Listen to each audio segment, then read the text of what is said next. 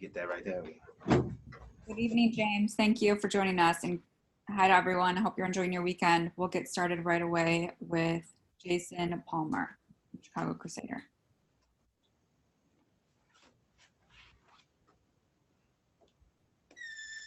Good afternoon, Coach. Can you hear me? Yeah, I can hear you. All right. Well, less than 24 hours, Coach, until tip-off. Tell me just a little bit about how you're feeling getting ready to tip off your season.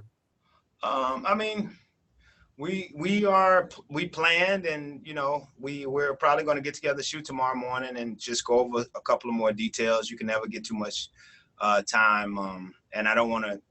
I kind of want it to be a little more relaxed and things like that. But we're okay. I don't know. Like, we're okay. We're okay. But it's something to see. I'm anxious to see it. I'll put it like that. I think we're prepared. I'm just very anxious to see what we're going to do. Mm-hmm. And then I guess my follow-up question to that would be, obviously, with the season tipping off today, Seattle and Minnesota decided to take the lead on some of their social justice initiatives, and both teams left the court before the national anthem was played. The WNBA has been on the forefront kind of on this movement for years. Based on that and your experience and what you wrote that appeared, which was a great article, what are your thoughts just on the social justice initiatives that the women have decided to take on themselves?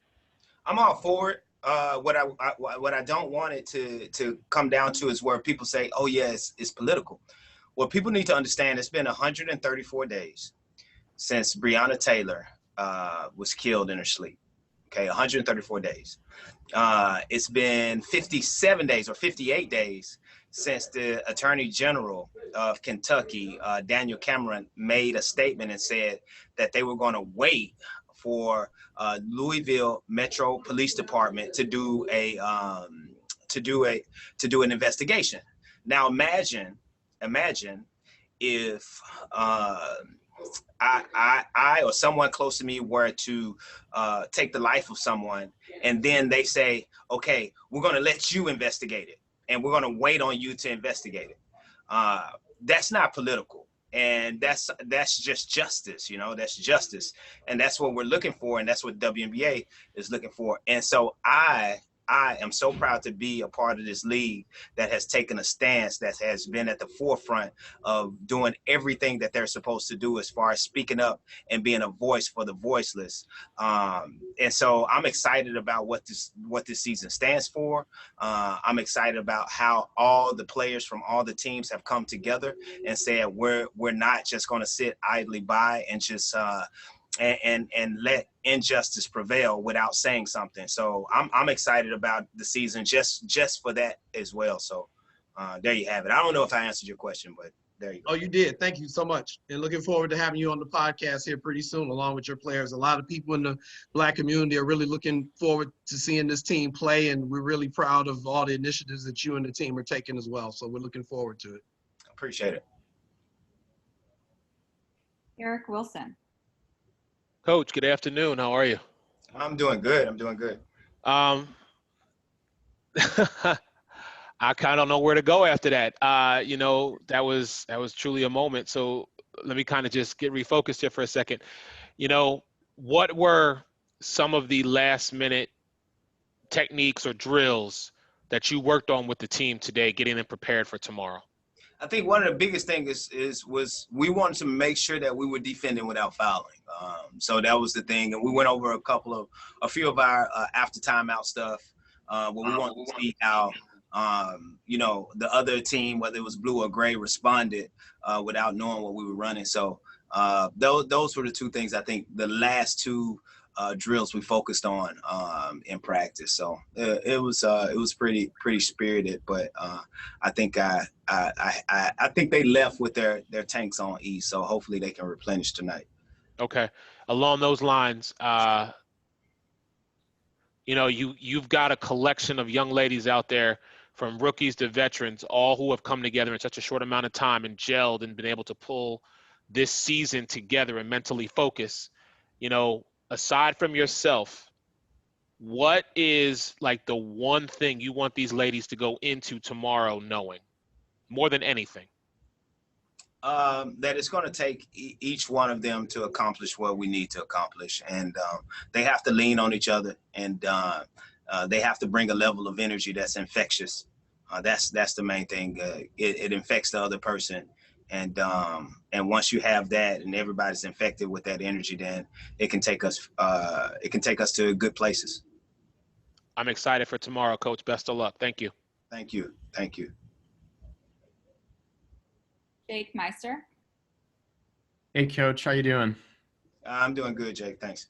Good. So I'm curious with obviously, the game starting tomorrow, what do you expect just from the general in-game presentation / experience with no fans obviously in the stands?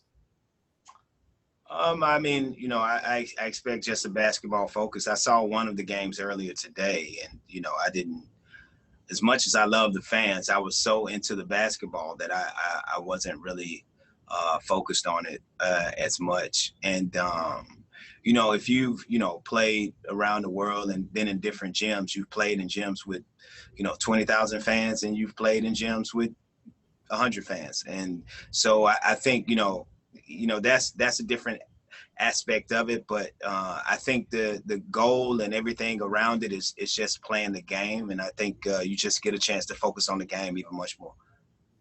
Speaking of that, just in terms of focusing on the game itself, do you have, a kind of a scripted game plan for the start tomorrow, or is it going to be kind of more, ad lib with everything that's going on?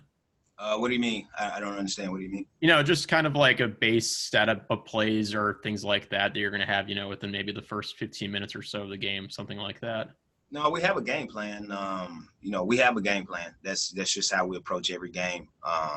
So we have a game plan, but and it's probably going to be more personnel based as far as how we're going to stop them, because we don't know what they're running. So everything's kind of blind. But Bill's been in the league for a long time, so we kind of expect for we know his go-to stuff, but it's just about us executing and being able to stop them, and that's going to be a tough tell. Appreciate it. Thank you. Jason Palmer. So yeah, just one more quick question, Coach. Obviously, there have been scientific studies that have shown just human referees being human beings, they tend to favor the home team on some of the calls. Well, now with everybody neutral, that's going to neutralize that kind of aspect of the game. What are you expecting in terms of how they're going to call the game this year in this neutral setting for the officials as well? I expect to be on the road for 22 games. Gotcha. Eric Wilson. Coach, can I ask, what the ladies are planning to do tomorrow to start the game? Like was asked previously, we've seen what other teams have done as far as walking off during the national anthem, coming back with the, Breonna Taylor on the back of their jerseys. Have the ladies and you decided what you're going to do to start the game tomorrow? I think, I think you can probably see something similar to what we saw today. I think this is a league-wide initiative. I think everybody's playing with Breonna Taylor as probably a person that's at the forefront of or that stands for what we're trying to reach as far as the everybody's mattering, Black people mattering, Black women mattering, their lives. And so I think that's when you're going to say her name because we want to make sure that she's not forgotten. And as well as her, the other young ladies, young Black ladies, young Black men, their names are not forgotten as well. So you'll probably see a little bit of the same thing. Us not standing for the national anthem and just coming out to play the game and just dedicating the game to her and so many others. Thank you. Okay, Jason, did you have one more question? No, I'm good. Thank you. Great, we'll have Clea Copper next. Thank you, James. All right, guys. Thank you, guys. Good luck tomorrow, Coach. I appreciate it.